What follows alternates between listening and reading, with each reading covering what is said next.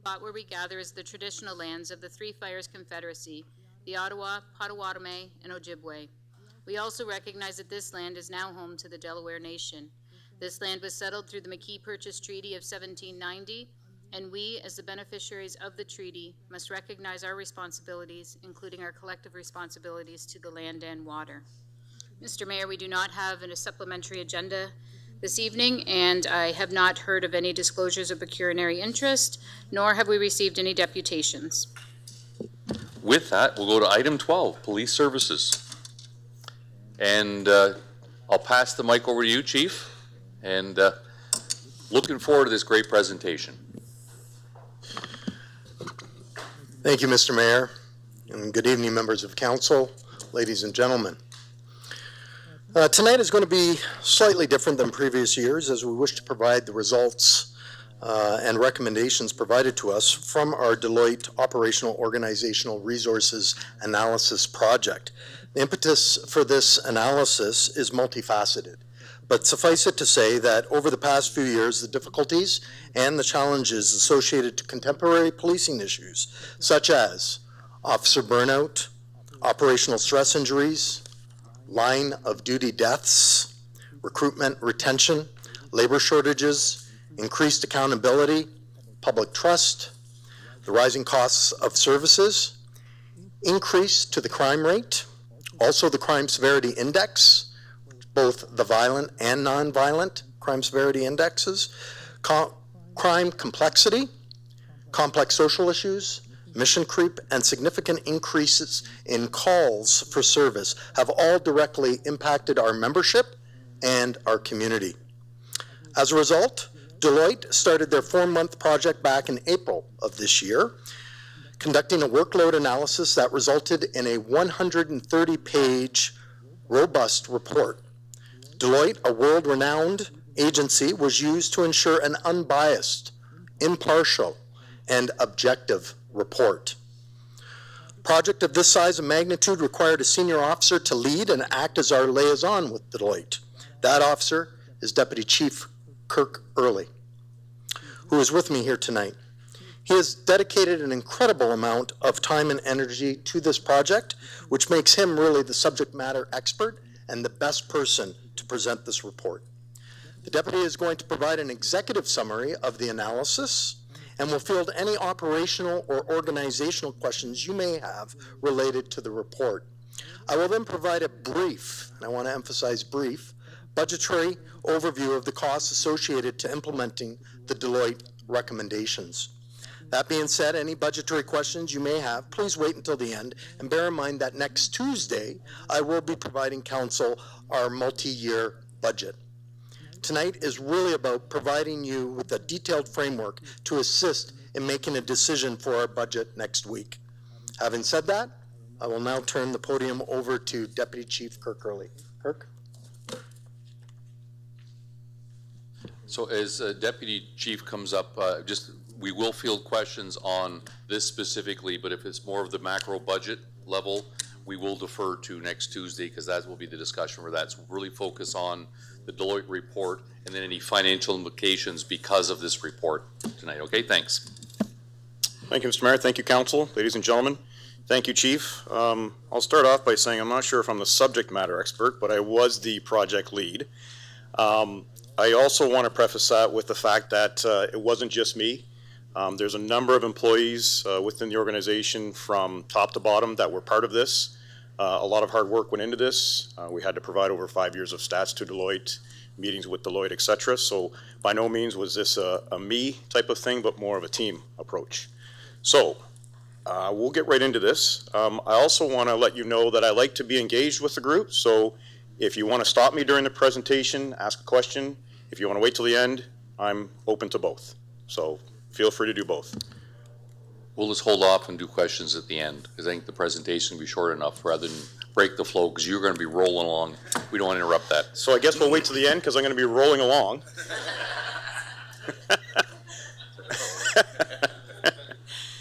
So we'll jump right into this. The deployment strategy for Chatham-Kent is unique. As you can imagine, we amalgamated back in 1998. and it was 23 communities that came together. We have 2,400 square kilometers that we police. One of the commitments that we made back in 1998 that we still have to this day is when we deploy our model of officers out, they deploy to certain areas that may not have a service demand that calls for an officer to be there. And what I mean by that is that we have officers in 14 different zones spread out throughout the municipality. That is done because our community wants visible police presence. They want officers to attend for certain incidents, car collisions to be one, and rather than attending to the collision reporting center in Chatham. I don't want to center out Tilbury, but this is a good story. Tilbury's calls for service is low. However, due to the layout of our municipality, we have 2 officers assigned to Tilbury and Wheatley at all times. And that's not an area where we could pull officers from. So when you look at, and when Deloitte looked at what we needed, that was a huge challenge for them when they looked at demand and how they apply our officers and our deployment in that demand. And that's not something we're going to change. We're going to continue with that process at this point and push forward with that. Further, you'll see in the slide there under the makeup and growth of our community that we are growing. In 2021, 3.3% population growth. Obviously with population growth, we also have calls for service that grow. They kind of go hand in hand, and you'll see that theme as we talk about things here. You'll also see that the health and safety community, we can measure that, and that is your plan for CK Plan 2035. That is also our plan to be the safest community in Chatham, in Ontario, sorry. You'll see that, or it's not listed there, but you'll notice that we have had a steady increase in our crime severity index, as the chief just indicated. And in fact, we have had 7.5% higher CSI from 2021 to 2013. And in fact, we had the highest CSI from 25% back to 2014. This stress and demand is significant. And as you can see on the right side of that slide, you'll also notice that our calls for service have been increasing by 9% from 2018 to 2022. You'll also see that during the same time frame, the officer complement that we have has decreased by 5%. So the demand for service is going up and our resources are actually going down. I will point out to you, if any of you noticed, on the left side you'll see it says 164 sworn officers as of 2022. That is a typo. That's actually 2021. On the right is our complement of 155 in 2022. And effective today, right now, we have 154 officers who are active, deployable. With that increase in demand from other sections, we were forced to move officers from other sections. 2 years ago in the summer, with the increase in demand and calls for service, we had to pull officers from some of our support units to augment our frontline strength. This is a solution short term, but not something that we should rely upon for long term. This next slide here just talks about trends in policing, and the chief had mentioned a couple of those, and these are challenges that all police services really in Canada are facing. We are one of 44 police services in Ontario, and the challenges we are facing right now kind of go in line with all of the other police services. And I'm sure you've been seeing on the news the significant number of budgets that are going up around the province with other police services. So yes, we are not immune to this. If you look at the COVID aftermath, during COVID, we were one of the only public services that were business as usual. As you know, we cannot close our doors. We also were called upon to enforce public health orders, increase in dealing with social issues, which unfortunately has continued until today. Further, a large portion of our 911 calls deal with the above noted social issues, and our members are continually dealing with non-criminal calls. As we know, police have become the default for any calls when it's after business hours. This has led to two words I'm sure you've heard the chief say multiple times over the last few years: mission creep. Several calls that are not police related have come to us because people sometimes just don't know where to call when it's after hours. Also in policing, we do face a significant amount of scrutiny and accountability. Mind you, that is proper because of what we do for a living. Unfortunately, it is stress and it can cause anxiety for our members. Can you imagine the amount of stress and anxiety when you have oversight externally, you have oversight internally? It does constantly weigh on some of our members. It's just something to be noted. We also have been noticed lately with a workforce turnover. Typically, I'm not going to say how long ago I started, but a long time ago, officers would stay on for 35 or even more years. Now most officers are retiring at 30 years or before. Even some are resigning and going to other employment. This is due to, as you know, the defund police push and the significant negative narrative around policing. We also look at the health and well-being of our members. PTSD is on the rise. Sick time usage with our members is also on the rise. It is a 29% increase over the last 5 years. We've also had a 36% increase in members using sick time. And in 2022, we had 76% of our workforce use some sort of sick time. Increased violence against officers. As you may have seen in the news, over the last 12 months, there have been 12 on-duty deaths. I would even call some of those murders. Officers were ambushed, waiting in line for coffee. That again plays definitely on the hearts and minds of our members when they go out every day. And then technology. Technology is great, and it can be troublesome. It definitely does cost money. We notice the increase in globalization and crimes, but it also in the increase in the usage of technology that we have to keep up with. And as you will see in the budget soon, body-worn cameras is one of those. You've heard of NG911. You've probably heard the chief mention DEMS, which is our digital evidence management system. They're all great tools to have. They do come at a cost, but they also come, if you talk to some of our IT people, when we rolled out our in-car cameras, when you roll out 70 of those or 30 of those, I'm not sure Inspector Chakowski would know the exact number, to an IT person, that's 30 bodies, because they now have to manage that software. So it is significant. This slide here talks about our operating environment. This is what we've been doing historically, politically, geographically. This is the delivery we use today. It looks like the overall structure. I'll talk about the first 2 points because they kind of go hand in hand, the amalgamation in geography. As I said before, since 1998, we provide resources across the municipality based on fixed resources versus calls for service or demand for service. Our zones are set up in such a way that ensures officers can get across the municipality, answer calls for service, and ensure officer safety and community safety. We'll also discuss, number 3, the aftermath of COVID. You'll notice in the slide for the aftermath of COVID, we really don't know the true effects of it. We're still in the midst, and our stats may be a little bit skewed when Deloitte did the review. It's just something to note. And you'll notice in the bottom part of that slide, it talks about that our calls for service slightly decreased just prior to COVID. So what we're noticing and what you'll see in these slides is that although the calls for service may have slightly decreased, the actual calls for service being dispatched, so officers having to go, has actually increased by about 9%.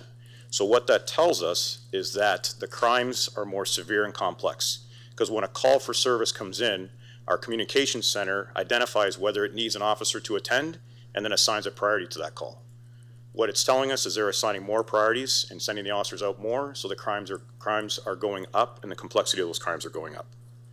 We also look at the number 4 for public service. Again, we've seen an increase in our homeless population. There's much talk. We actually have committees now for our encampment, which has never been seen before. We have a significant amount of calls for service related to this. And then not only the calls for service, but also the management of that internally. And when we get to budget trends, what Deloitte had discovered that our budget has remained constant and actually below that of our peers that have been used in this. Over the last 9 years, I believe the chief has done the budget. In the 8 years of that, he has come in at or below the recommendation from council. Unfortunately, the ability to work within these allocated budgets has been difficult. We continually have to adapt and focus our efforts on key priorities and areas to maintain the current and high level of service we provide. It has had a negative effect on our well-being of our members, as you can see from the increase in our sick calls as well as the increase to our PTSD. And the final point focuses on our members, the health and well-being of our members. As I said, we've seen a dramatic increase in sick time usage, as well as the usage of, or the increase in PTSD. In 2018, we had 1 member off on PTSD, and today we have 22. Also of note, in January of 2021 and December of 2021, the actual sick leave that was being used reduced the available active constables for us by 14%, which is significant. This slide focuses on Deloitte's approach, their objective scope that they followed. They looked at the increase in population levels, the number of calls for service, which ultimately led to us looking to see how we could do a review and what we needed for resources. Their objective looked at, obviously, recent trends and how those recent trends have affected our employees and organization to respond. It also identified any changes that we may need to our staffing levels, operate better to deal with those trends. They looked at the scope. The scope they used was looked at two different types of demand. They looked at reactive, which is basically our calls for service, and then they looked at proactive, which is based on the generated work by our officers, preemptive work, street checks, compliance checks, patrol to high areas, etc. A key area for that would be areas in our drug unit. Much of the work they do is proactive. We do have an officer who does part-time work for human trafficking. That also is proactive, as well as our ICE unit, which is our internet child exploitation. All of that work typically is done in a proactive nature. They go out and look for those certain things. There is the odd time you'll have a referral from a frontline officer to our drug unit with information, but typically it's all information and work that they go out to get.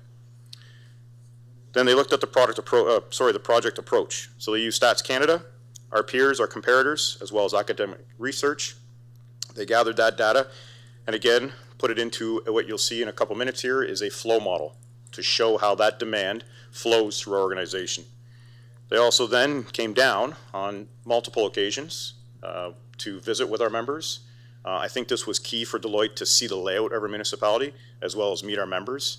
We set up one-on-one interviews with frontline officers, managers, civilian staff, emergency communications operators, because they really needed to get a feel for how our members are feeling right now and the burnout that they're feeling.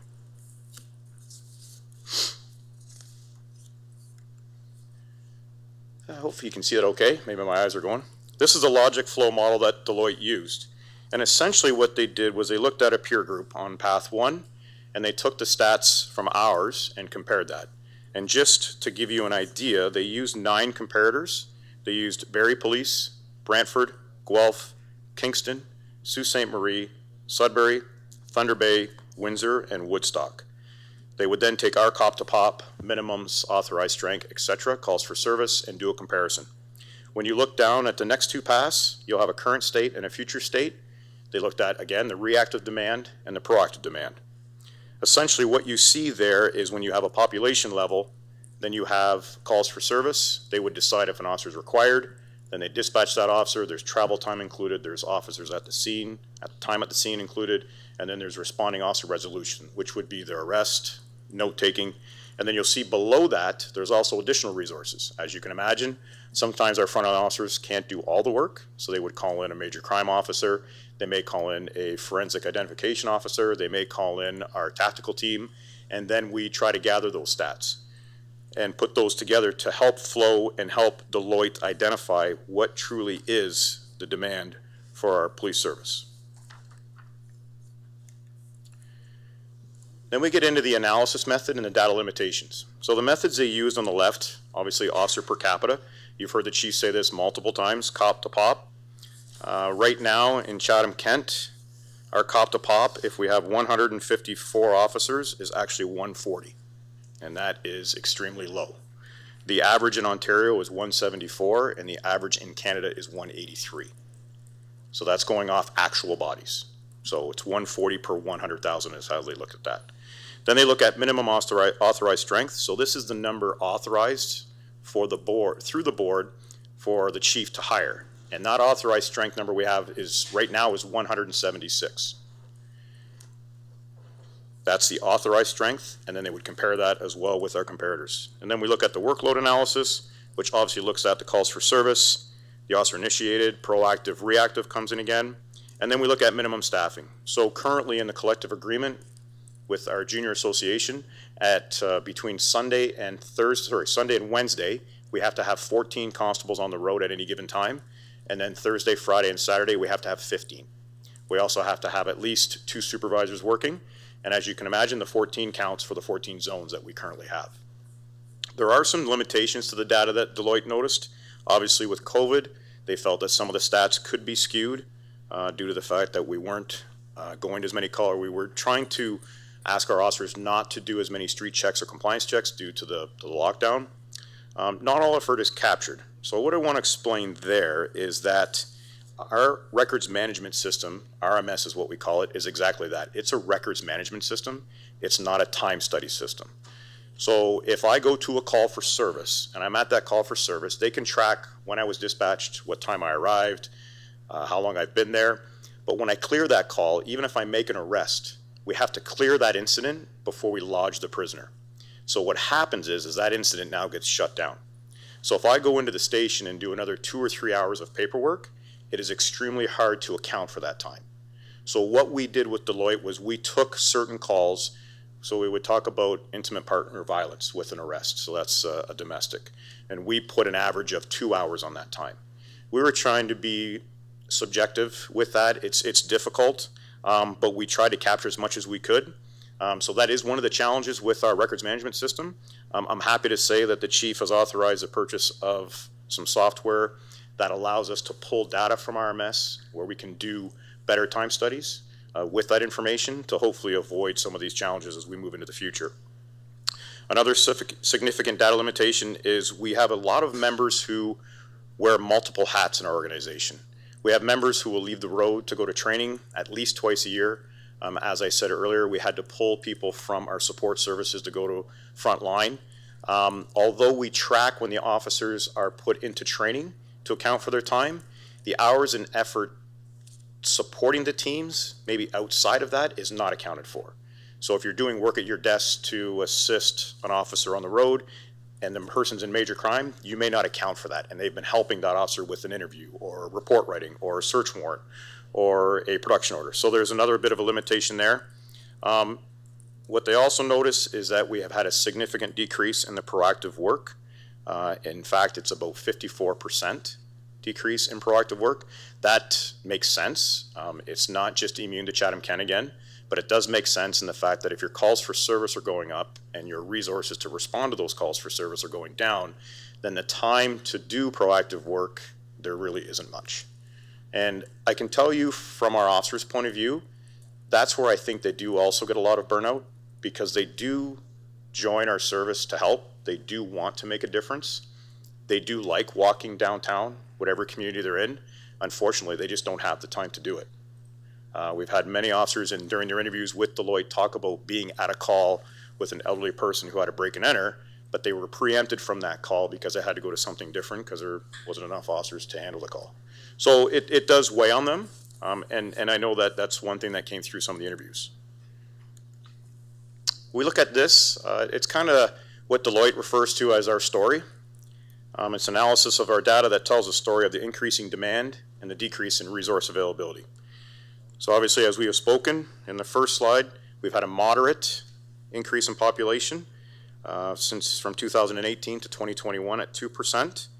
That affects our cop to pop ratio, that affects the demographic trends that we face, crime trends, and ultimately affects the demand on our resources. Number two, our total calls for service have increased slightly. There was a slight decrease just before COVID. That stat goes from 2018 to 2021, and we noticed a 2.8% increase in calls for service. Also next to that, in number three, is the officers responding to more calls. So that's what I explained earlier with the dispatcher who then prioritizes the call. We've seen a significant increase in that. From 2018 to 2021, there was a 17% increase. From 2018 to 2022, there was a slight dip in 22. There's an overall 9% increase. The only calls for service that actually decreased from priority was a priority 1. It decreased by 16%. Our priority 0, which is our most volatile call for service, increased by 50%. Priority 2s increased by 30%, and priority 3s increased by 20%. When we look at the police budget, it has maintained. It has not gone, it's been up, but it maintained at the constant level of 164 officers between 2018 and 2021. As I said earlier, the chief has done his best at times to come in at the recommendations, and it has had, unfortunately, unintended negative consequences. We also noticed that 17% of the calls for service coming into our ECC Operations Center are waiting longer to be dispatched. There's a few reasons for that. Our dispatchers have to what we call interrogate a call for service. I know that some people in the public get frustrated when they're on the phone with one dispatcher and they're asking why they're not being dispatched. At the same time, the dispatch, if it's a priority 0, they're dispatching at the same time as they gather information. When you get into the priority 2s and 3 calls, there is some time frame that we have in our policy and procedures before they're dispatched. So what happens is the dispatchers are gathering that information. They're interrogating the call and gathering as much information. And as I said earlier, with the increase in calls, with the decrease in resources, they sit longer because there's no officers available to take them. So we notice that with some of our lower priority calls, I would call them, which are priority 2s and 3s. They still require an officer to attend. It's just unfortunate that we just can't get someone to go there. And as I said before, the proactive work is decreasing. There is the stat of 54% between 2018 to 2021. And then we get into the employee wellness. Again, 2018 to 2022, sick hours have increased by 29%. 36% more people are taking sick time. And then another stat that I have pulled is the 76% for 2022 of people in our organization have used sick time.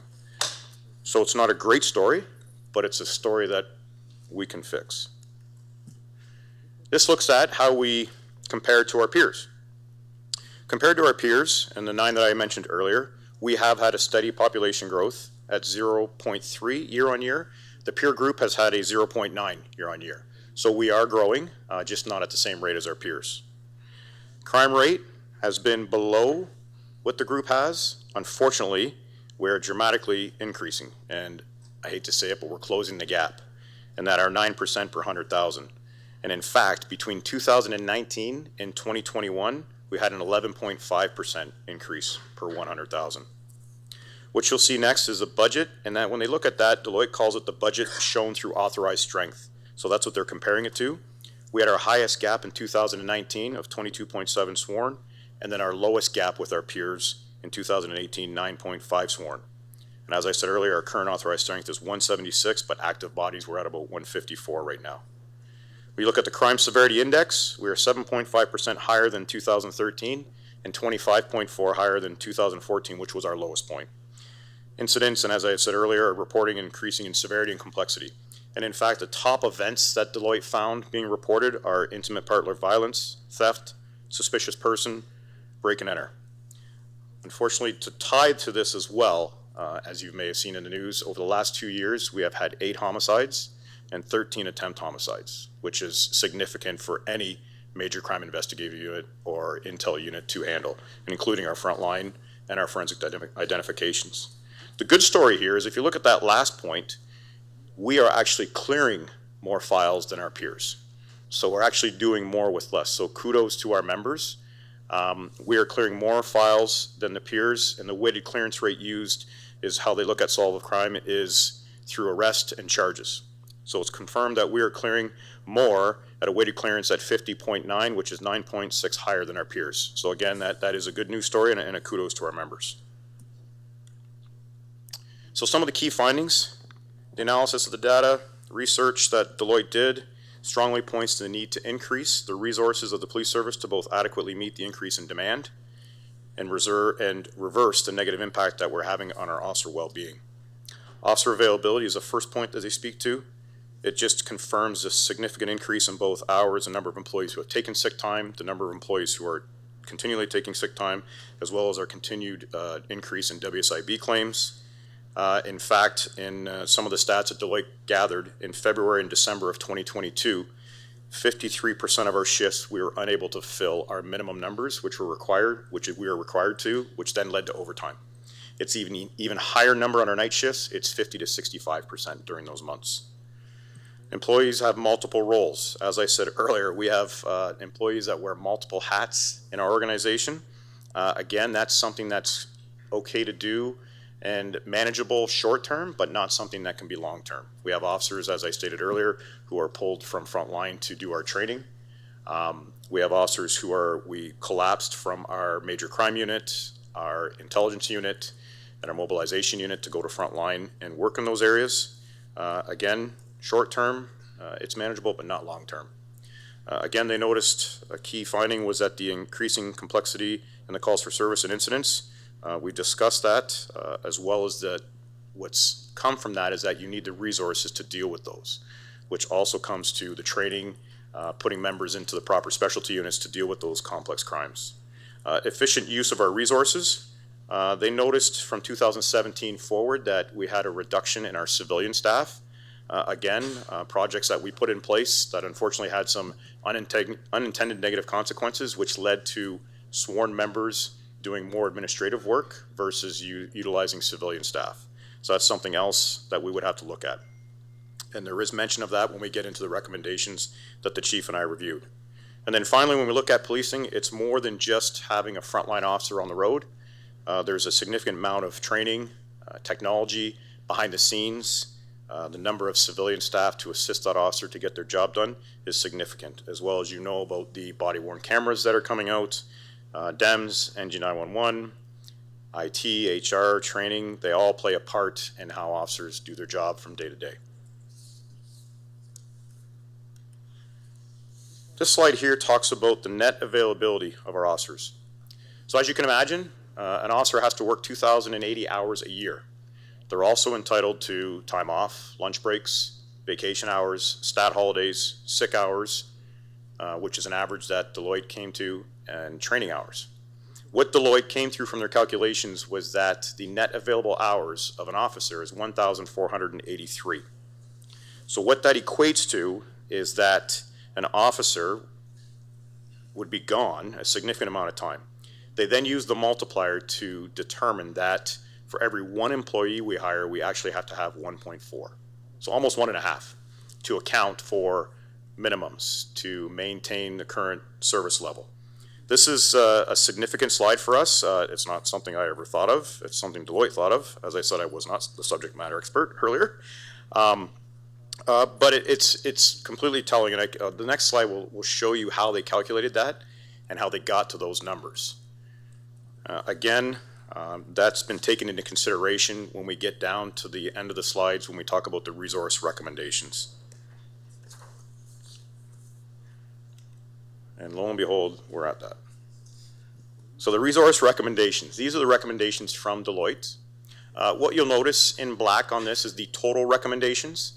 They're recommending initially 19 sworn members, 16 civilian, and 8 specials. You'll notice in red that those are the recommendations that senior staff have put forward, and in fact, those are the recommendations that are contained within our multi-year budget. The reason we did that was we looked at organizational effectiveness as well as some fiscal responsibility. You'll notice that we reduced 13 constables down to 11, and then we also reduced 1 sergeant down to 4. And then you'll notice we upped the special constables from 8 to 11. So what we looked at was we augmented the constables by removing 3 officers from our court services division and replacing them with special constables. We felt this was a better use of our resources, and learning from Deloitte and how we deploy our resources, this seemed fiscally responsibly. As well, it still leaves 2 sworn members, 2 sworn constables I should say, and 1 sergeant at courts, which is significant security for the court services. So that's why you'll see in red there the difference. What we'll do is we'll go through, because it explains in detail each branch and how we got to that. What I want to draw your attention to is the second bullet point on the rationale for the platoons. Prior to Deloitte coming in, the chief and senior staff, we had met and we had committed to the association, to our members, that we were going to build our platoons back up to what they had been in the past, which was 24 constables on each platoon. The reason I draw that to your attention is that is not part of this process. However, when Deloitte did their analysis, they agreed with that number. They agreed with 24. And in fact, they did 5 different demand scenarios. And in those demand scenarios, 2 were 24 officers on each shift, 1 was 23, 1 was 26, and 1 was 27. Because you'll notice that Deloitte puts a bit of a caveat in there that they should consider the potential increase of 12 additional constables. That would be something that we look at in the future. We believe, and obviously with Deloitte's review, that 24 officers, including what you see on the left, which we add 1 more sergeant per shift, and we're adding 2 special constables per platoon. Again, adding the special constables, I think we're encroaching, and we should be, on a 2-tier policing system, which allows us to deploy resources where you may not need a specially trained police officer, and you can deploy a special constable in that fashion. So we are working towards that, and I think this is an early step to that. Next is our digital forensics. They looked at that and felt that the officer involved in that position was doing too much admin work, and so they assigned a half full-time body to that civilian, and the other half is in the job below that, which is our ICE job. They work together in the same office, so it makes sense. They're part of our major crime unit. Both of those officers do a significant amount of admin work that Deloitte had recommended, and we agree that you would put one full-time civilian in that role to assist them, to allow them, because as I said earlier, the ICE job is completely proactive. Constable Rose, Josh, is online nonstop, and in order to catch those criminals that are out there for internet child exploitation, he has to be online to do that. And if we take him away to do clerical work, he's not doing that proactive work that we desperately want him to do. Then we get into our child abuse investigator. Given the number of referrals that our child abuse investigator has been receiving, it's recommended that we add one constable there, and we also agree with that. We're looking at a significant increase to our major crime section, and I'm sure you heard me from earlier about the number of homicides and attempt homicides we've had, but this is kind of twofold. So what we'll be looking at here is adding 5 constables and not a sergeant. We wanted to get the bodies in there first and then see if it required supervision after and do an assessment. But what we're also looking at is our current major crime branch is assigned to work on each platoon. What we will be looking at and deploying, if approved, is you'll have a major crime branch that works Monday to Friday, and then you'll have crime investigators assigned to each platoon to assist frontline with your intimate partner violence investigations, your major break and enters. So what that allows our officers to do is do the initial call and then hand that off to a criminal investigator. That helps because some of the interviews, again, from our officers is the burnout effect, that they're nonstop call to call. If you have 6 officers in Chatham and you now have 2 tied up with a intimate partner violence investigation, now you have 4 cars in Chatham, now you have an arrest, take to the hospital, it just compiles quickly. So they can assist with that. So we're looking at augmenting our major crime unit into a major crime branch and then a criminal investigation branch to assist frontline. Then we move into our intelligence unit. That is our drugs, street crimes, human trafficking, property crimes. We're looking at adding 4 bodies there. Deloitte mentions surveillance. They are correct. We have just enough officers to do surveillance. Unfortunately, that does not leave enough members to maybe write a search warrant, contact confidential informants. It also, which Deloitte doesn't mention here, right now the human trafficking officer it's a part-time role. And that's something we want to make full-time because it's one of those things you hate to admit is going on in your community, but it's going on in your community. And again, similar to our ACE investigator, we have to put the resources to it to identify how severe it is. The information we get through the part-time officer, it's significant, and it's something that we need to look at and we need to address. And adding the bodies into that office will assist with that. Also, not to mention, drug investigations take a significant amount of time. We have a number of drug dealers that don't live in this area. The old days, they used to live here. We kind of knew who they were. You write a warrant, you hit the door, away you go. Now they operate from outside of Chatham-Kent. They come in for short periods of time, so there's more surveillance. There's a significant amount of surveillance that has to go on in order to identify these individuals. So it does take a lot more time and effort, hence the increase in that area. Then we get into training. You heard me mention earlier about training and the fact that we've had to augment training with officers from the road. Our service has grown significantly. The requirements for our training have grown with it. Taser, rifle, firearms, DT, not to mention online training. So Deloitte took that under consideration and felt that the wearing of too many hats has gotten a little bit too far, hence the recommendation of 3 constables. And you'll see 2 full-time civilians in that unit. In fact, 1 will be in the training unit to assist with training, and then the other member will work under that branch in recruiting and assist with our recruiting needs. This has been a long time coming for us. I know I used to be in training, and I know the chief used to be in training, and we used to do it back in, I won't say how long ago, but back in the late 90s. So this is definitely something that we agree with Deloitte and are happy that it was a recommendation from them. IT services. As you can imagine, the number of IT projects that we have on the go, they're recommending a full-time civilian project manager. We agree with that. The project manager would probably have a few more roles depending on what's going on in a specific year with related to IT. It may not be specific to IT services, but that would be one of their main roles. We may give them other projects to manage if required. We get into our emergency communication center. Obviously, with the increased calls for service, we are also anticipating a significant amount of increased calls and as well as call interrogation when NG911 rolls out. because as you know, people will be able to text and send audio files. This will be significant stress and strain on our ECC center to the extent that we don't know yet. But clearly now with the needs of our calls for service going up and the dispatched officers' calls going up, there's a need for that. So we're looking at adding one communicator to each shift and then one training supervisor. We did have a trainer years ago. It's a position that we removed. Again, project that we looked at, probably an unintended negative consequence there, but it's something that we need to look at to put back into place. The next one is analytics. So currently in our service, we have one crime analyst that works out of our major crime branch. Recommendation from Deloitte is to add 3 full-time civilians. You'll make it 4. Ultimately, we are looking at 4 branches, and you would have a crime analyst for each branch. This is significant value for us because they can identify not only crime trends, but depending on the branch they work with, they can also identify resource needs, IT projects. It all depends. So for example, Inspector Chakowski is here and he works in the admin branch. Well, he doesn't work directly with Frontline, but all of the service and things that admin does in his branch is to support Frontline. And the analytics person can assist with identifying needs moving forward for his branch and specific to that branch. And then the last one is a general admin support. They're recommending 3 full-time civilians.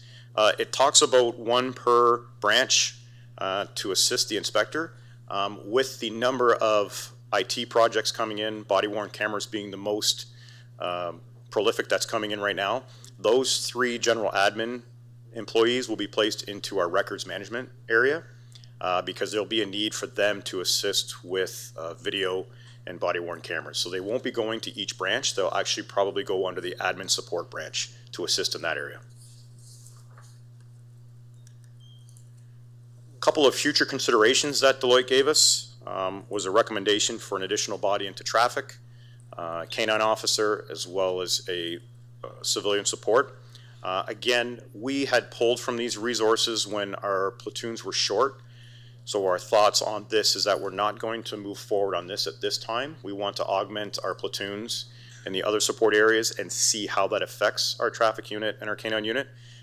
We're hoping that it is a positive effect and that we don't pull from them any longer. And then our community mobilization, they recommended maybe 1 constable, and you'll see there 4 to 6 special constables. Again, we want to augment Frontline and build our platoon strength back up, augment our specialty units, and then we'll reassess this as we move forward for future considerations. This slide just basically suggests, you know, and I think anyone would agree that it's not only going to have an impact on the areas that the people are placed into, but it will have an overall positive impact on reducing the need for transfer of multiple skilled people over time, employee stress, as well as employee well-being. As you see there, the patrol support, if we effectively augment our platoons, we won't have a requirement to pull from our patrol support. The same can be said for our major crime unit. The training recruitment sections, right now we pull people from major crime or intel to assist with background checks. As we move forward with the training branch, that will not be required. And it just essentially increases the general administrative support for everywhere in our organization.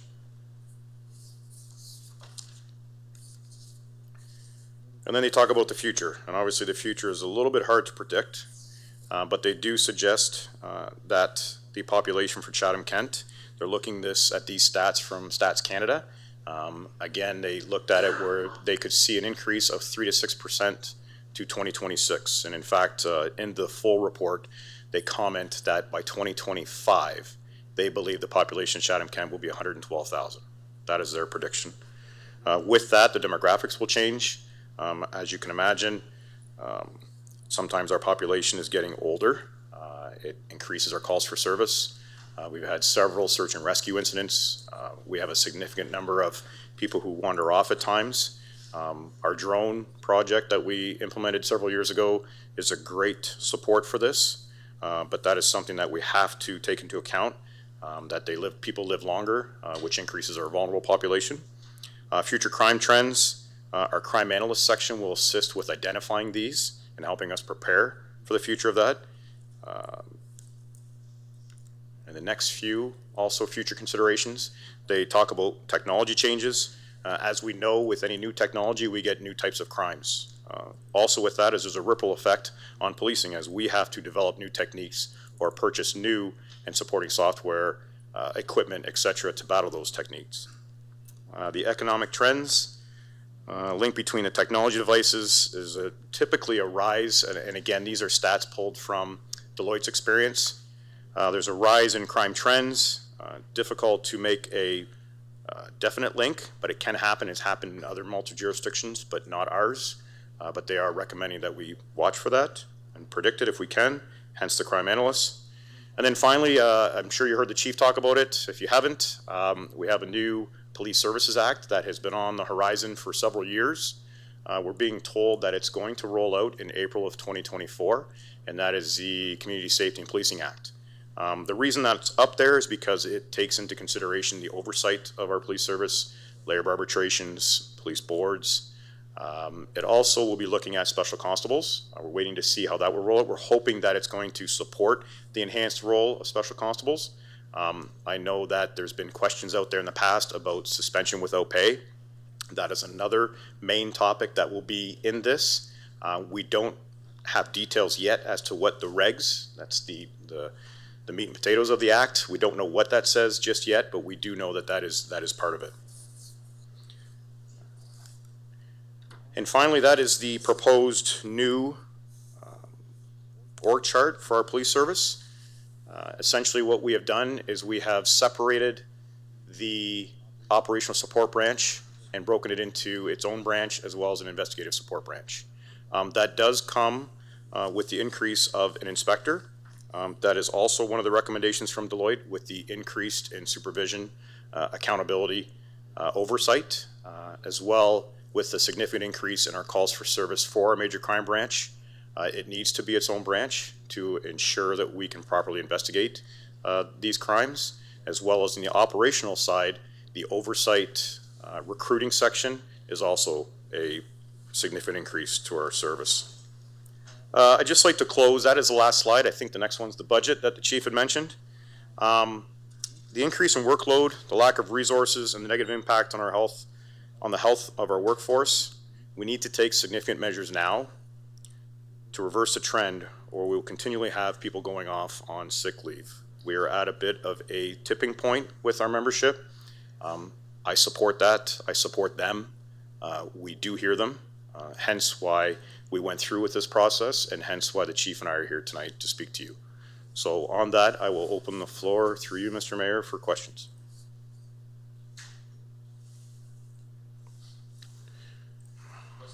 You must have done a heck of a job. Oh, here we go. Finally, broke the ice. Councillor Harrigan, followed by Councillor Scotchy. Thank you, Mayor Caniff, and thank you so much for your presentation. I was also very pleased that we were able to get the slides in advance because some of them were quite detailed. So as a result, my question is quite detailed, but also a bit more broad. Okay. During the projects team's conversation and work with Deloitte, was there a consideration about any shared services with the municipality to solve some of the resource problems, specifically in the IT project management / administration area? And just could you comment on that if that was considered or not? I would say it wasn't a main point of conversation, but I will preface that with, in the past, we have shared IT services with the municipality. I don't believe we do that any longer. What we did was, so for IT for policing, it's become very specific for policing with security and with the needs of our service. So we opted to increase and augment our IT side. I do know that from the previous Deloitte review that the chief and I believe Kathy Hoffman have been meeting on different synergies, not so much from sharing resources, but ensuring that our policy and procedures can align as much as possible. Through that, we're always open to sharing resources. It's just a matter of, can we at different times? You know, I'm not sure through the municipality if they want to have people standing at accident scenes and different things like that, which is where you would see it most, I think. We augment a lot of that, not so much accident scenes, but parades. If you're at the Santa Claus parade, a number of our auxiliary members who are volunteers, we augment it through that way. So I hope that answers your question. Yes, it does. Thank you. And thank you for your presentation. Thanks. Councillor Scotchy, followed by Councillor Finn. Thank you, Mr. Mayor. Deputy Chief, earlier, I guess my question is in regards to a lot of the concerns that we're hearing over the last several years, especially related to COVID and homelessness, encampment, and the social well-being aspects that are going on. This chart and kind of the exercise that you went on, can you tell us just briefly how those special constables and how maybe there's going to be some additional services in place, and if any of those, my question was similar to the lines of Councillor Harrigan, as well as if there's any potential of shared services with April's team regarding dealing with these matters that are borderline between social matters and police matters, and that's a concern that I'm getting from a lot of residents, even in the smaller communities now. So I'm just curious to see how this exercise is going to benefit those borderline calls that sometimes officers say this isn't a police matter, where residents have nowhere else to turn. Thank you, through you, Mr. Mayor. Yes, special constables, I think, is probably a key tool in addressing some of those issues. I don't want to speak out of turn on some of the things that are ongoing, but I do know that there is a project in the midst. The chief can give a little more detail because he's been involved in meetings, but I do know that there is a, for lack of a better terms, a one-stop shop that we're looking at with shared resources from the municipality as well as police. It's looking at in a specific area at this point. I'll let the chief give more detail on that because I'm not sure how much they want me to talk about that, but I do know that we are looking at that with the CAO, the mayor, and I'm assuming with April's group would be part of that. But yes, that is coming.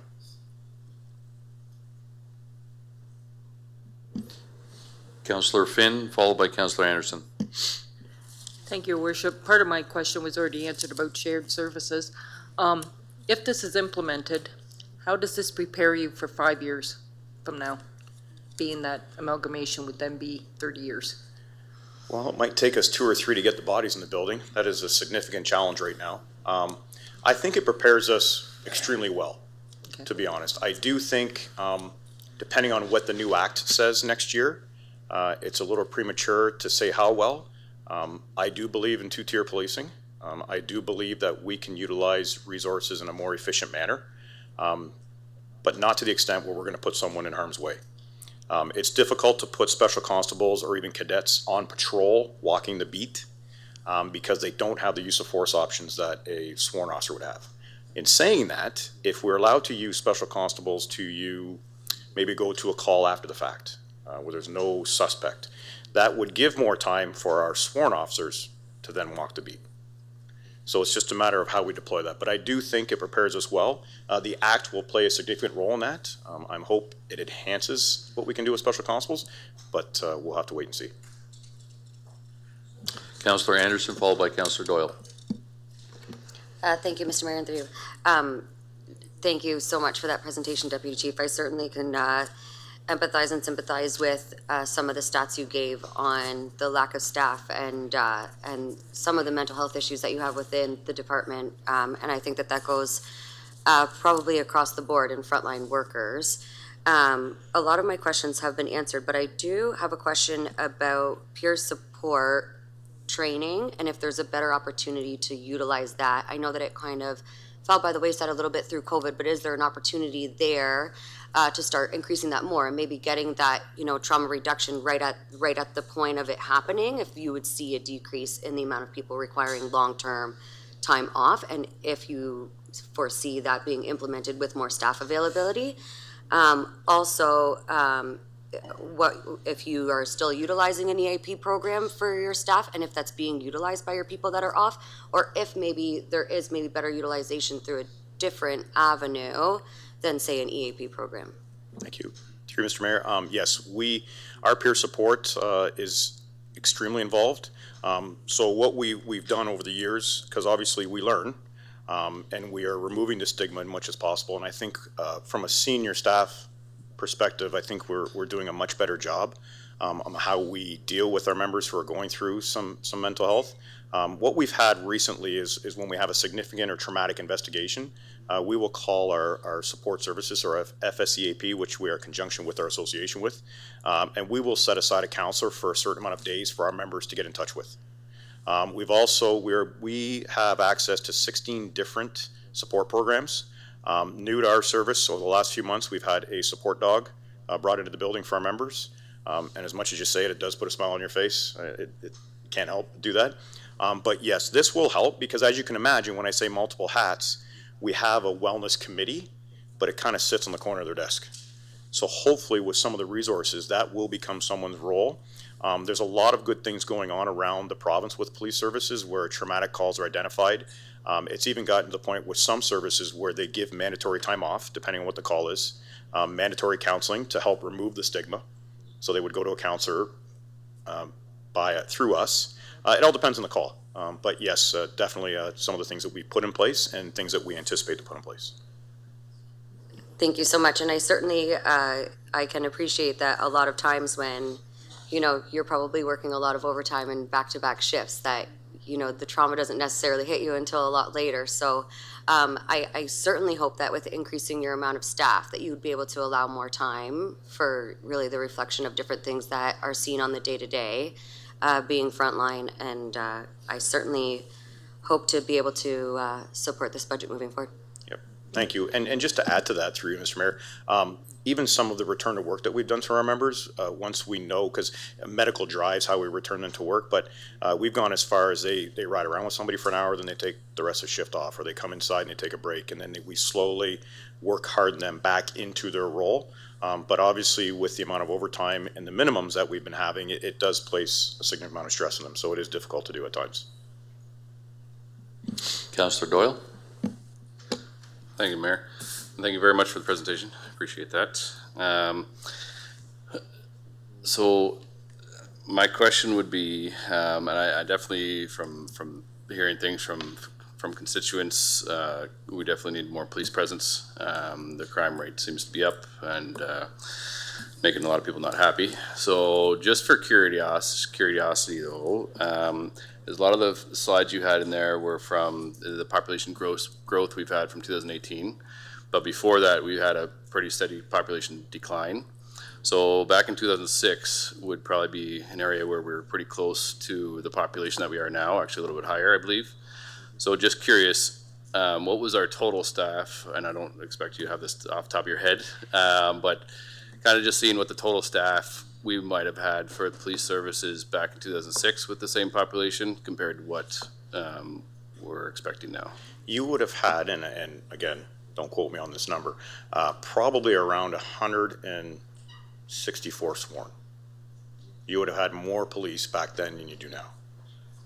And population growth is one of the main drivers, but the calls for service in 2006 would have been around 30,000.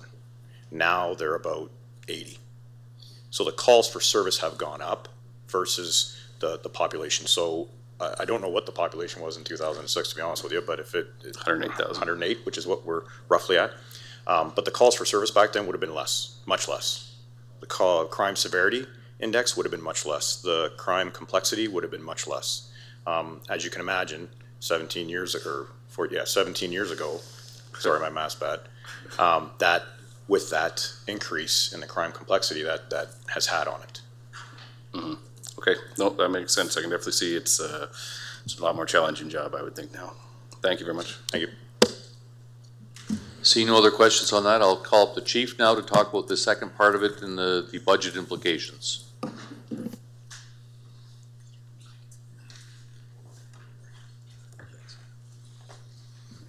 Thank you, Mr. Mayor. Let's go to the next slide. There we go. So this slide basically depicts the budgetary lines associated to our multi-year or multi-4-year budget, including obviously 2024 through to 2027.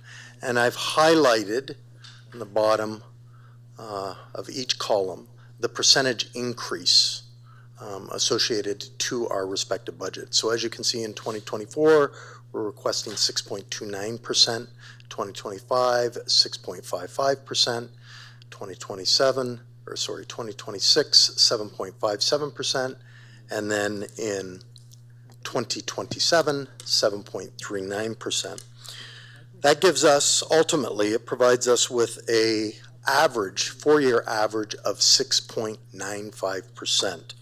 I'm not going to delve too deep into the weeds on our budget, as I will be providing an in-depth police budget next Tuesday. And during that presentation, I'll talk about more or go more into depth in regards to our cop-to-pop ratio, the services, the enhancement to our services that we've been able to provide and that we will be able to provide, and things along that nature. So, barring any questions or concerns, Mr. Mayor, that concludes our presentation. I don't see any questions. Oh, Councillor Bondi. Thank you, Mayor Cannon. This is probably for you, Gord. Is this proposed budget increase, has this been incorporated into the proposed budget increase that we delivered to the public? Thank you, Mr. Mayor. Yes, the presentation tonight has been incorporated into the budget ask, so that's already in that number that we. Oh, great. I got a call today asking if the police budget was separate, and I said no, but just to be clear, this is in the proposed and as the four-year budget. As the chief mentioned, it does vary a little bit year to year, but for the 4-year average, when we were talking about the 7.82% 4-year average, the 4-year average for the police budget was 1.2% of new taxes a year. Great, that's clear. Thank you. Councillor Jubenville. Thank you, Mayor. Thank you, Chief. I just have a question in regards to the armored vehicle that was in the last budget. I do know that you guys acquired one, and I had someone ask if it was donated. That's how it was portrayed, that it was donated. So is that reflected in, because there was money allocated towards it in the previous budget, so was the donation, have they allocated it differently in this budget because of that? I'll note that that's not something specific. Go ahead, you've asked the question, should be a quick answer, but any other questions relating to the overall budget, we'll deal with next Tuesday, but go ahead and answer that one. Through you, Mr. Mayor. Thank you for the question, Councillor. That asset, as you know, is approximately, $750,000 to $1 million. It was donated to us through General Dynamics, but there was a refurbishment cost associated to it, which, as you have indicated, was approximately $50,000. And that was for paint, electronics, things of that nature. We did not usurp upon our budget for the costs associated to that asset. We actually drew upon one of our reserves to pay the $50,000 for refurbishment purposes. Thank you. So just to be complete on that, can you go over what it replaced and what the cost would have been had you've had to continue on with the vehicle it replaced? I just want to complete that one, so I think that's the other piece of the puzzle on that.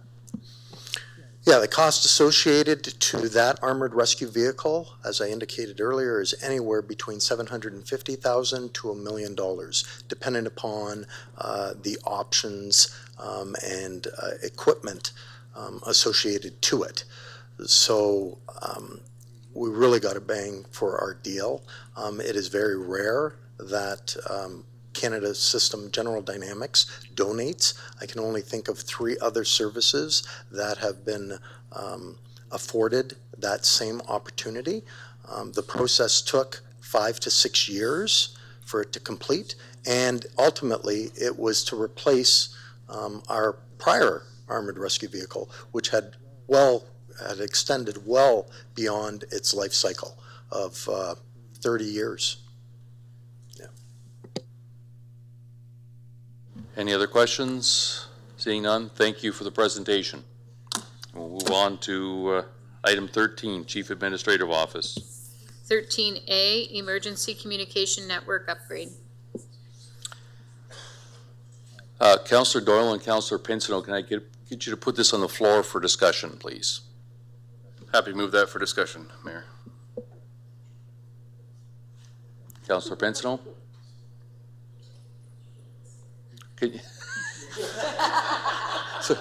Can you put this on, I'm asking you to second this, just to put it on the floor for discussion. Okay. All right, open for questions now.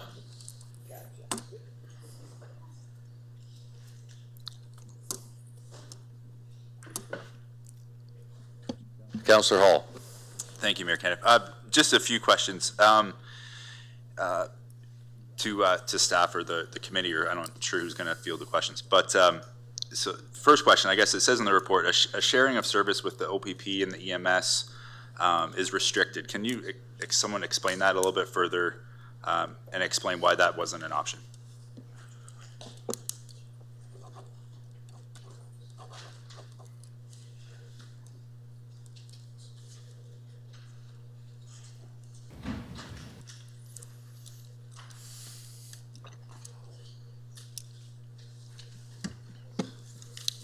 Thank you. Through you, Mr. Mayor, to Councillor. There were actually 5 potential solutions that were prepared in the board report. One of the solutions did examine looking at the provincial LMR system currently in place and utilized by EMS and the OPP. Unfortunately, it restricted and is not available for use by municipal police, fire, public works, etc. I can tell you that we have advocated with the provincial government in regards to it. They are holding firm as to, well, there are a multitude of different reasons as to why it's being restricted. Obviously, I'm not going to go into great amounts of depth in regards to the reasons as to why they're restricting it. And secondly, I don't want to speak on behalf of the provincial government. Suffice it to say that we have advocated with the provincial government in hopes that we could, you know, usurp upon this, pay into the program as well, but at this time they are not being receptive to that. Okay, thank you. And also looking at the report, it says that other options were evaluated as part of the process. There's a list of 4. One, you know, replace the end user radio equipment and continue with the current radio infrastructure and a few other options. Do we have you know, I know we have the recommendation in front of us, but do we have a breakdown of some of these other evaluations, whether it's costs or pros or cons, that sort of thing, about some of these other options that were evaluated? Yeah, thank you for the question, Councillor, and through you, Mr. Mayor. Contained within the report is more of a qualitative analysis. I believe you're looking more for quantitative analysis in respect to the advantages and disadvantages. I do not have those particulars. I would defer that to Chief Walters, Adam Walters, for that granular type of information. I can tell you that the 5 potential solutions that we did take a look at, number 1 being the PSBN. Unfortunately, at this time, you know, it's really driven by cellular options and would not be or would not work for our capability, for our purposes. The second one was really a hybrid model, which embraces both the LMR and the broadband. That was a potential option. The third, we've already discussed the provincial LMR and the restrictions, so we couldn't pursue that any further. The fourth was what we are putting forward, and that is that the municipality should own the core infrastructure and the end user equipment, as well as radio towers, or lease potential increases to radio towers, because right now we just currently have the 2 radio towers, and that has created significant issues for us in radio communications, where unfortunately we have had several communication failures or dead areas given the immense geographical and topography of our municipality of almost 2,500 square kilometers. The 5th option or intervention that we examined was outsourcing and partnering with other municipalities, actually other police services. We actually inquired with Windsor, we inquired with London PD, but in a lot of the cases, number 1, they did not have the capacity to take on more work. They too are experiencing the influx in calls for service and are going through the same challenges and difficulties that we are in regards to recruitment and retention. But the other major issue was with some of these other outsourcing or partnerships, the infrastructure. or the current system that they had conflicted or had challenges with our current system. So those were unfeasible as a result of that. Thank you, Chief Khan. Assistant Chief Walters, I think Chief Khan mentioned you might have some other information. That's my question. Yes, thank you, through the mayor. So as far as the end user equipment goes, in all of those options, the committee landed without a doubt that the end user equipment in the vehicles needs to be replaced. That's the stuff the report really speaks to, that's 25 years old. Some of that equipment we can see pricing up to $30,000 per vehicle on some of that equipment. At the end of this, the purchase would come back to council as part of their procurement process. Okay, perfect, thank you. And just a follow-up to I know it mentions that, and this is just for, just for consideration, I guess, and no disrespect to the, Thames Communications, who, we've worked with for a long time. So have we explored working with other companies or and that sort of thing to do this type of, to do an agreement with them, another company, where they go, what would that process look like if we explored that? Right now, Thames Communication is the only provider locally in Chatham-Kent. So to Chief Walters' point, this would have to go out to RFP for procurement purposes, but you would be looking at someone outside of Chatham-Kent because there is no one else locally excluding Thames Communication. And I don't want to speak on behalf of Thames Communication, but obviously if this goes to RFP, they may or they may not put in a bid. Was that explored though? Like, I guess through this, I know you've done a lot of work. Have you explored that option? Explored options with other providers? Or, yeah. Or looked at what that would look like. Was that a consideration, I guess, by the committee throughout the work that's been done? So through the mayor, the work the committee did in consultation with the other municipalities, we reached out to, we have a list of about 10. It was pretty unanimous that they all owned their own infrastructure. Being something that it's a critical piece of municipal infrastructure that we don't see going away. In 5 years, we're still going to have to maintain this infrastructure. 10 years, we're still going to have to, 20 and so on. So that's where the committee really came back with the recommendation and to council is this is something should we consider owning our own and then sending out the management of it to competition, like for further evaluation. Okay, thank you very much for the responses. Mayor Kent, if I may, I'll let the rest of my colleagues ask their questions, and I may have a motion to make if you come back to me before we Certainly. go back. Thank you. Councillor Pinsonneau, followed by Councillor Harrigan. Thank you, Worship. I think it was in 2018 or thereabouts, we spent a bunch of money on our communications. Well, I thought at that time that was for new equipment in the vehicles and that sort of thing. And I'm thinking it was $4 or $5 million bucks. Does that sound right?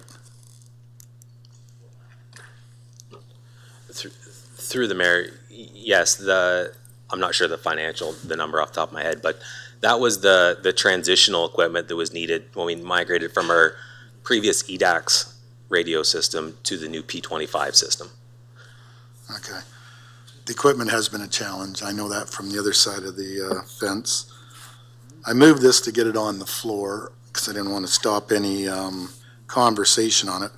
But honestly, this is a big step, and I'm not saying it's not the right way to go, but I honestly do think we need to see what the pros, the cons are, and just exactly what we're going to get into. This is it's a pretty detailed report, and it does have a dollar value on it, but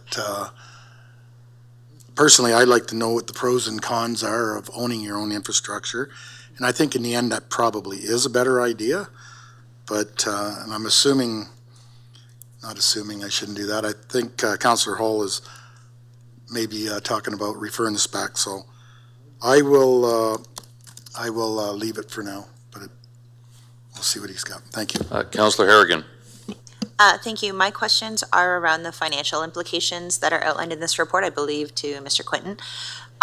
So Gord, in the report, there's a comment that notes that we are planning to fund the capital cost within the recommended 1.5% asset management plan, but that may come at a cost of doing less work in our own asset management plan. Can you walk me through that and then also explain why that is, in staff opinion, a better option than using debentures or other forms of financing? Thank you, Mr. Mayor. I'll start with the history of asset management plans. We've been mandated to do them starting in 2013, and there's been a few different versions come along through that. But it started with just the core assets: roads, bridges, water, wastewater, housing. Then and roads and bridges, by the way, are 90%, and our underground assets are 90+% of their values. Then in a further update, we added fleet and buildings and our facilities. But it's not until the 2024 and 2025 asset plans that we're mandated to have every asset that we own. And this is one of them. The major portion of this cost are the mention of the 30,000 a vehicle and hand body worn radios and it's all that the equipment is the vast amount of this. Yes, there is some equipment on towers and other aspects and control rooms and things like that, but a lot of this is what's in those vehicles. So this was an asset that was not included in past asset management plans, but will be in the 2024-25. We have lots of other assets that we'll be adding to that we've never talked about before too. April's right beside me. We've had some recent conversations, but review gardens, kitchen equipment or laundry equipment, we have a long list of assets that we need to, working with Edward and Sean that came to council a couple weeks ago, make sure that's in this next count. This is one of those assets that wasn't in our asset management plan before, but really belongs there, and that's why we recommended that it comes out of that current 1.5% that council previously directed to be in our future budgets for our asset management plan. Our 2025 plan will determine if is that enough? Should it be more? Should it? What is an adequate amount? But I know 11 million sounds like a lot of money, but when you talk about $4 billion replacement value of all our assets, it's actually a very small amount of money in the grand scale. But so EMT did have the debate on at budget on, well, where should the funding come from? We decided on the asset management plan, and we decided, since this is something that hasn't been properly funded in the past, let's spread that over a 15-year lifespan and use an internal debt debenture mechanism to spread that cost over time, rather than just asking for the entire 11 million in this multi-year budget. So then, in follow-up, we could actually, as a council, expect to see more, I'm going to say smaller, but like smaller than the giant bridges and causeway projects that we might have coming up and being funded through our asset management plan that previously might have been in other smaller budgets, separate from asset management. Or as in this case, not budgeted at all. Right. So that's where the comment in the financial implication section on, this is a priority. It is going to bump other things to be, whatever council decides in the budget process of how much money is going towards the infrastructure. This 11 million will mean 11 million of other work won't be done. But this is our priority this is as explained, and totally at its end of its life. It's becoming a critical situation. There's no spare parts anymore. Part of our 2018 exercise where we did, I don't think it was 5 million, I haven't looked it up, I think it was 1 to 2 million, or it was a substantial amount. But basically that was a lot of buying up the spare parts that we could find to make it last another 7 to 10 years, and that's where we are now. So that money wasn't wasted. That was to get the system to limp along until now. Great, and apologies for kind of rooting us into asset management planning. The follow-up question I have is how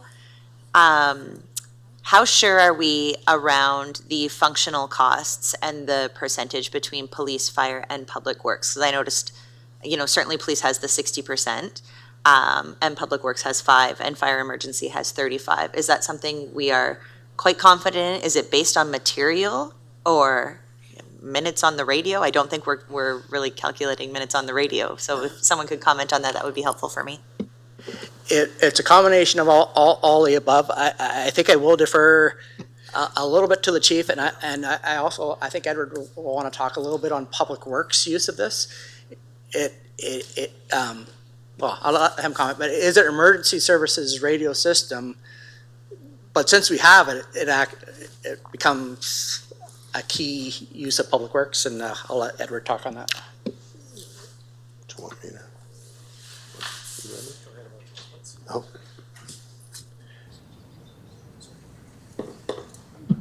So I'll comment about the public works part. It is primarily driven by emergency services, but if we are going to have this system, it does provide a benefit to public works. We would use it. If it wasn't there, we would find some alternative way of communication, but we do have one now.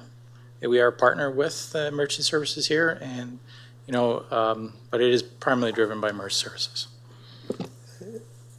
If I could add, Mr. Mayor, through to you, Councillor. Yeah, the use of the radio system as contained within the report does indicate a 60% usage of police service, 35% for fire and emergency services, and 5% for public works. And I would suggest that that is very accurate in regards to the usage. However, that being said, if we take a look at the infrastructure and the equipment, that percentage differs. And I've done the math. The math is not contained within your report, but if we were to take a look at just the equipment, infrastructure, maintenance, those variables, then it would break down to where fire is actually 50.3%, police would be 34%, 12% is actually for public works, airtime, maintenance, that sort of stuff. And then there's this 3%, which is really a global licensing fee. So it differs through what lens you view it through. Great, thank you. Those are all my questions, Mayor Caniff. Councilor McGrail? Thank you, Mayor Caniff. So my question is in regards to our emergency response plan. So obviously this is playing a part in our plan. And I'm just trying to, because I know I'm going back a little bit, and that whole, we're doing steps to get to where we need to be for the 911 and everything like that. Obviously, this is going to be a piece of that step, and a very important piece of that step. Is there anything else before you comment on that, I'm just thinking, as in other projects within, not just within the police station or the fire station, that would definitely could partner in on this and take advantage maybe of this upgrade. Through you, Mr. Mayor, and I would echo a lot of what you've already stated, Councillor. This is critical. It really is. This is not something that has been occurring just for the past few years. I believe Councillor Pinsino mentioned that since our inception of amalgamation, 1998, so for the last 25 years, we have always had radio issues, radio problems, and dead areas within our municipality. So this has been occurring for the last 25 years. And it really boils down to this posing a significant risk and liability for emergency responders and for the municipality as a whole and for the citizens that we serve. So it is imperative that we correct it.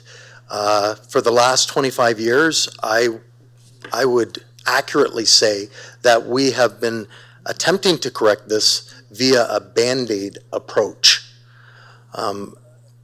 We can no longer sustain that. We can no longer continue in that fashion. Is it going to be the panacea? Is it going to address all of our concerns? No, we won't know until such time as it is hopefully approved and implemented, but it will certainly mitigate a lot of our concerns and issues.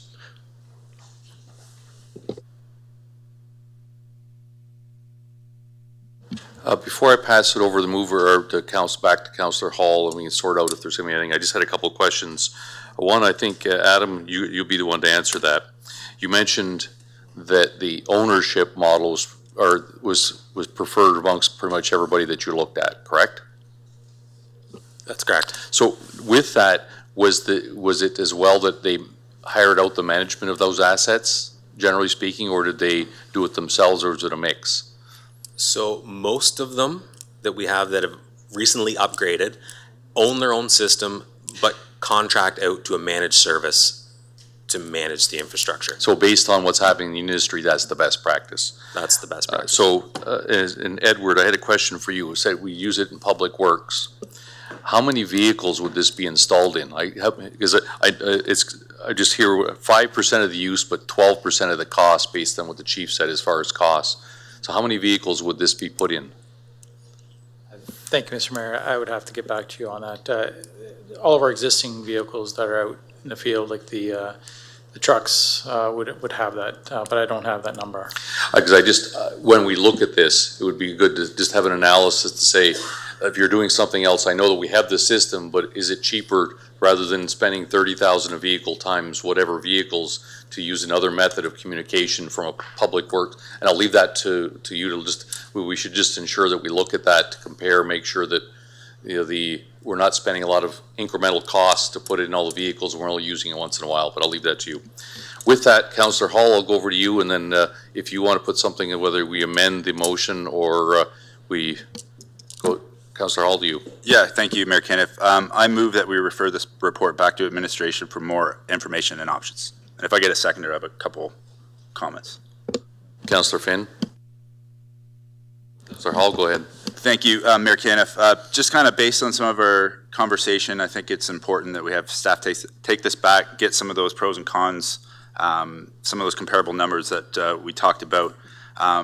Understanding that a tremendous amount of work has went into this, and definitely not to send a message to anyone that this is not an incredibly important issue, and as the chief stated, a critical issue that needs to be looked at. I just think it's prudent as council that we just make sure we get this right. And I know we're going to be looking at the numbers during budget again as well. So, but I think it's just important that we take this back, make sure that we get this right, and take care of it. Thank you.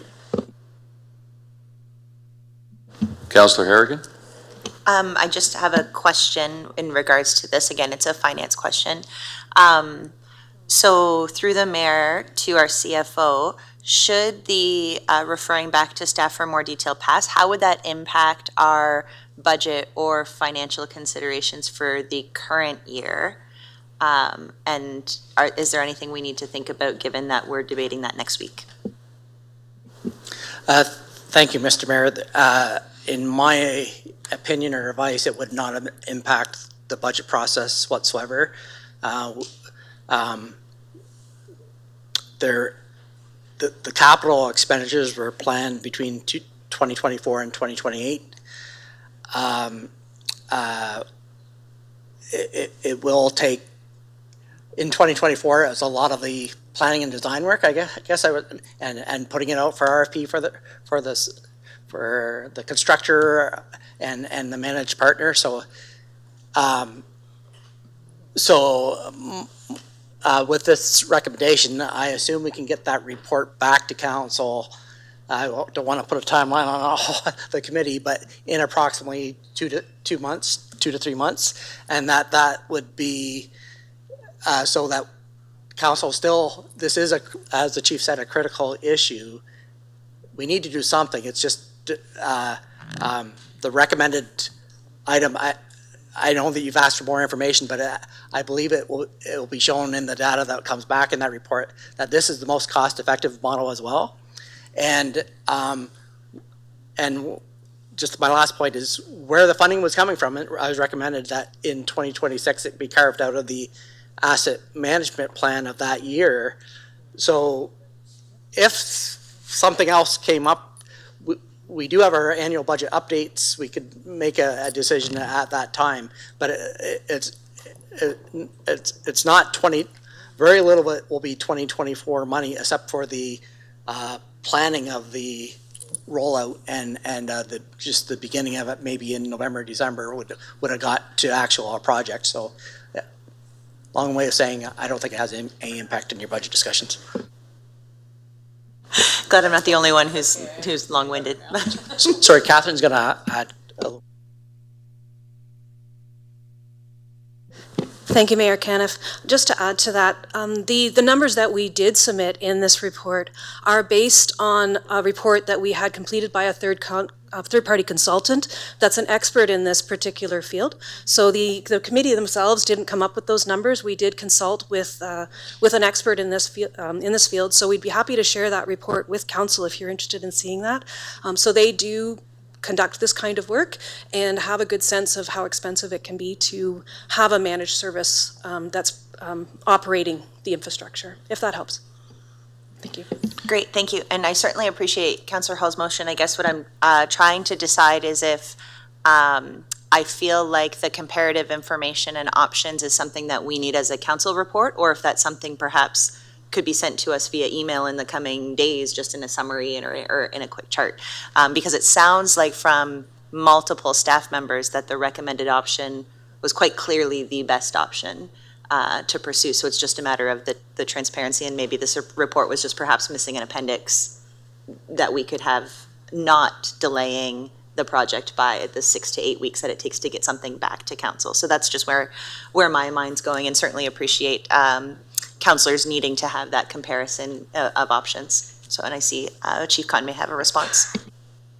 Yeah, I was just going to add through you, Mr. Mayor. We will be able to tease these solutions out and provide more empirical data, which is what I think council is really looking for. The empirical data coupled with the advantages and disadvantages for each of the 5 solutions. So just to follow up on, what's the timing? I know that Mr. Quinton pointed out 2 to 3 months, but what's a realistic time frame for you to get back to us if we're to defer this back?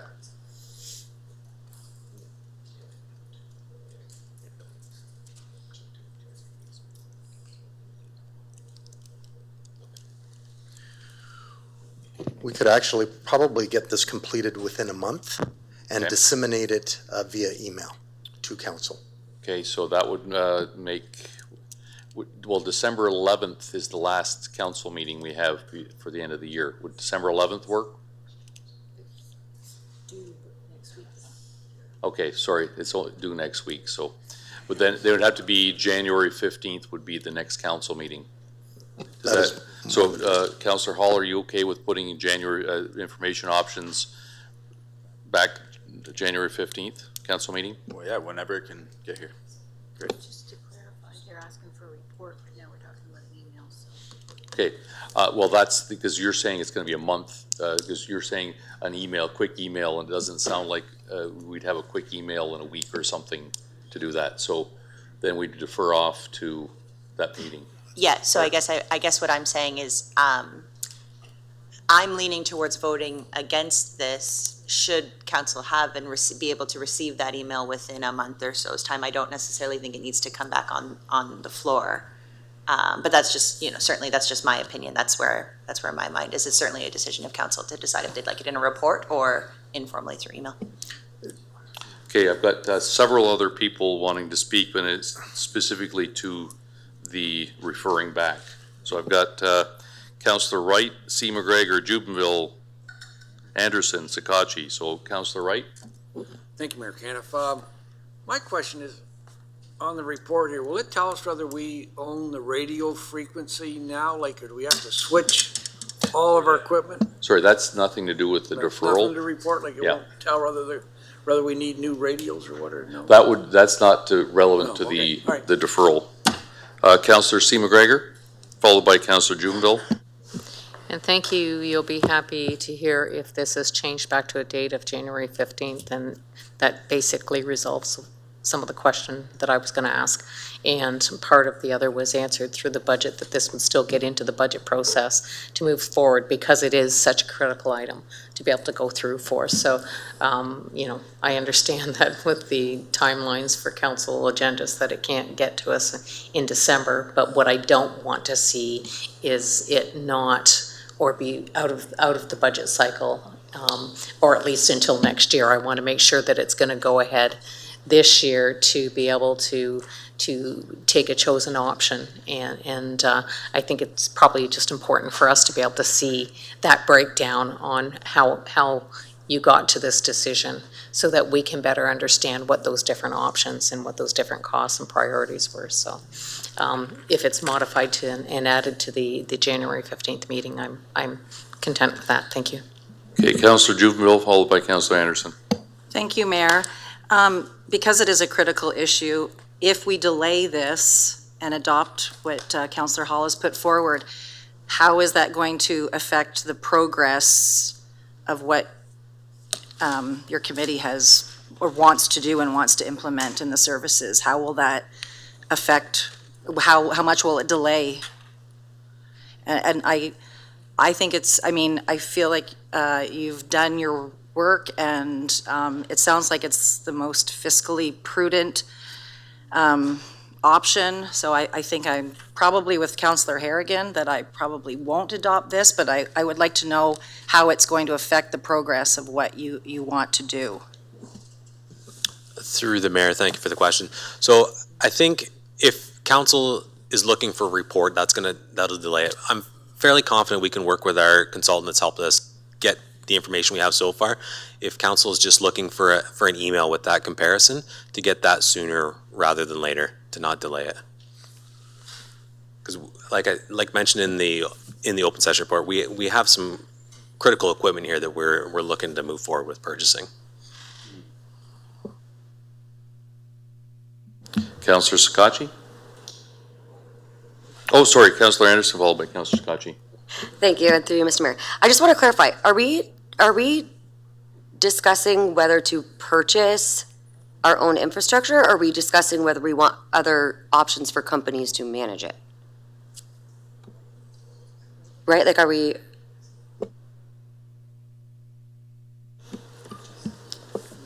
It's my understanding that the report's going to be pushed back just to detail out more.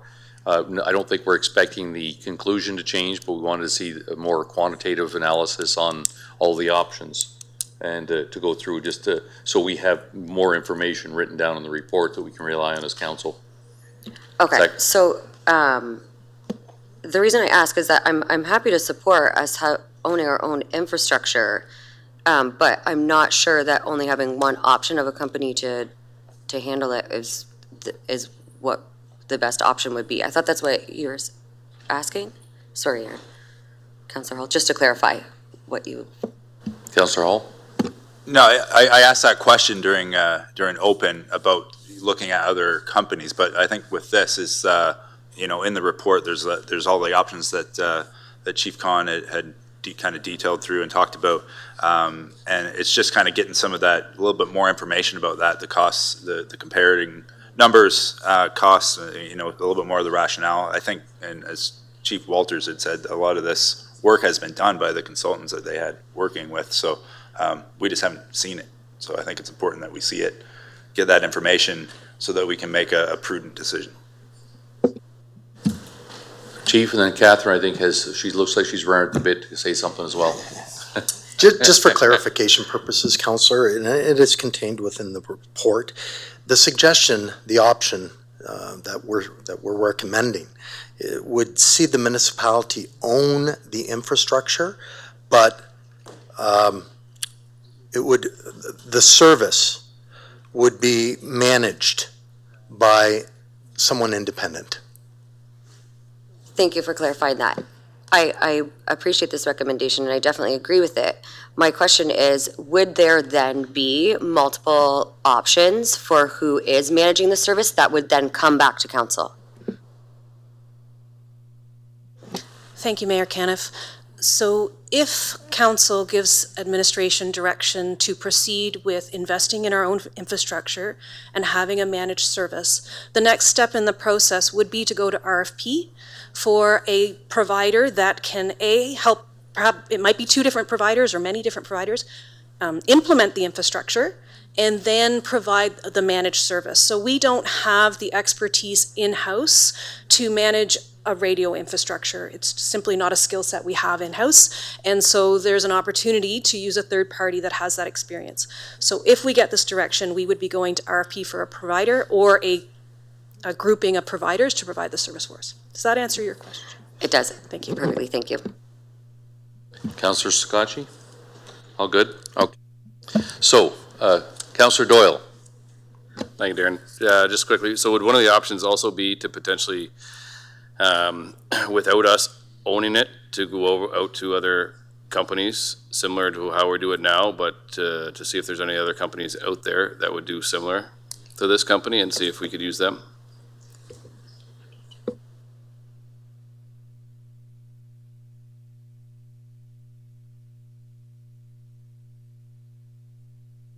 Okay, so if you do not approve the municipally owned infrastructure with a managed service, it would stay status quo until we receive other direction from council. In our analysis and comparison to other municipalities, this, and as we've said, you would like to see more data about this, but in our analysis and comparison to other municipalities, this is the most cost-effective approach, but also the approach that gives the municipality the control of a critical infrastructure so that we can manage the direction and how much investment is made in the infrastructure over time so it's sustainable. So it balances our control of the system while still using third-party experts to manage the service. I'm not sure if I've totally answered your question, so if you don't mind rephrasing it if I have not. You did. I don't think you would give me what I would look for in that report. Like I was thinking for you to go and see if what other companies out there that would do the same thing, and then would it be worthwhile to go the RFP out for somebody to manage everything and own everything as opposed to us owning it? Kind of similar to like we do now, but with a different company. Yes, so that would be a different direction than what we've recommended in the report. So you're looking for us to go and to RFP for a third party to operate the system as well as manage the system, or sorry, install the system, own the infrastructure themselves, and manage the service. Just more for you to see what's out, like without going out to RFP, just do a little research and see what companies are out there that would do that. If there's not the companies out there to do that, then it doesn't make sense. But if there's 7 other companies that do this, then it might be worthwhile. Okay, seeing no other questions, then we'll put this to vote. And if this passes, we're done with this. If not, if it's no, then we go back to the original motion to pass that. So with that, we'll put it to vote.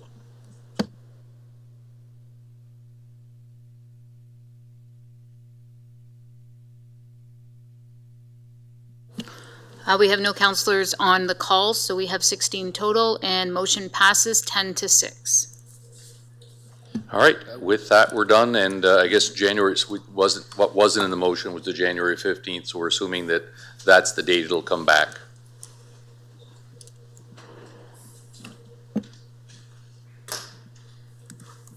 Non-agenda business.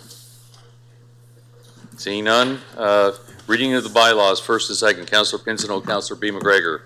So moved, your worship. Seconded. Anyone opposed? Motion carried. Councillor C. McGregor and Councillor Thompson, I get you to do the third and final reading. Happy to move. Seconded. Anyone opposed? Motion carried. The resolution of council, Councillor McGrail and Councillor Anderson, could I get you to wrap it up, please? That Chatham-Kent Council adjourn to its next meeting to be held on Monday, November 27th, 2023, and that Chatham-Kent Council authorize itself to meet in closed session on that day to discuss any matters permitted by the Municipal Act. So moved.